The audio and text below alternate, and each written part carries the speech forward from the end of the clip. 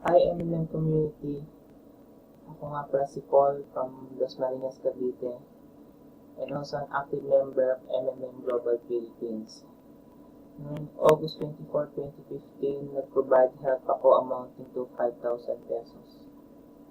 And noong August 25, 2015, nag-get help ako amounting to 5,500 pesos. Salamat ako to the following participants na nag-provide sa akin ng assistance na 2,300 from Sagud, 2,400 from Clifford, 800 pesos for Lingliness Gas. Thank you to this following participants. And thank you to Mr. Jima Brody, the MMM founder, and to all the active participants of MMM community. Thank you very much. Together, we can change the world.